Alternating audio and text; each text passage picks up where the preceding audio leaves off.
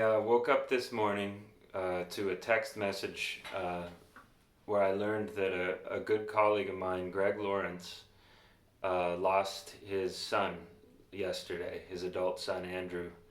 And I don't know Andrew, but I've met Ian.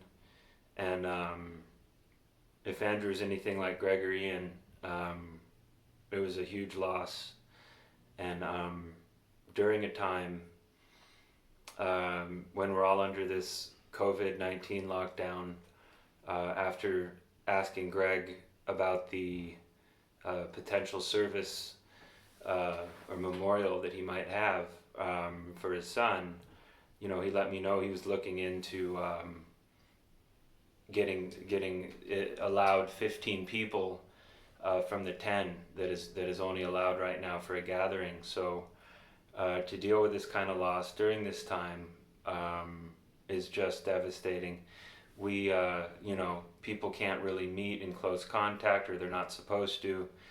It's not the kind of thing where people can go over to Greg's house or the Lawrence family's house, and to have to deal with something like this at any time is unthinkable. But now it's even more difficult. So we're thinking about you, Greg, and like I said, I didn't know Andrew, but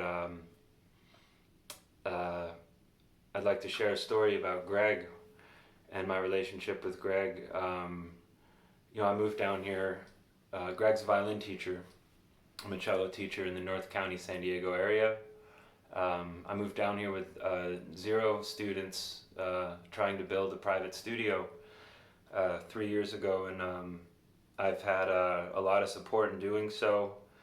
And I think I was just telling Greg a few weeks ago that before this shutdown happened, I was really happy with where I was at, and I was so grateful for all the help I've been getting in the way of people supporting me, other musicians down here, in a way that I didn't feel was happening for me in Los Angeles, where I lived my whole life. And I was just blown away at the support I was getting down here. And Greg has been one of the people at the very top of that list, supporting me as a colleague, referring me to students, and just he's just been great. He's been a great friend. And this summer, for instance, I was coming back from traveling, and literally as I was sort of getting back into my voicemails and sort of thing that had built up as I was coming back into the States, I had all these missed messages from Greg about this wonderful student that he wanted me to call back, and I needed to get a hold of this kid who was such a talent. And Greg was teaching him violin. His name's Isaac, and he currently studies with both of us. And Greg had him for a whole year, and he couldn't get over how quickly this student was learning.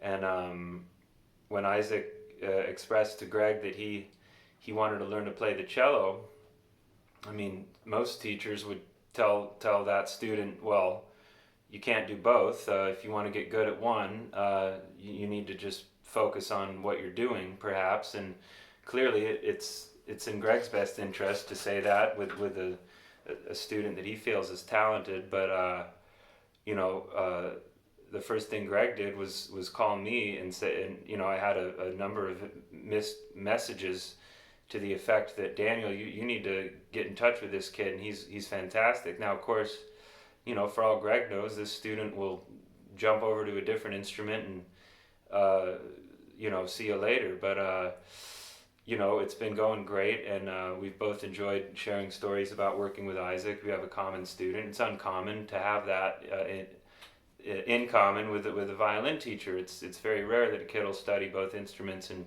excel at both. But completely selflessly, Greg referred this student over to me, not thinking about his own possible success or whatever with this student, or how it might get in the way of what he's doing with him. And he just thought about this student first and thought about me.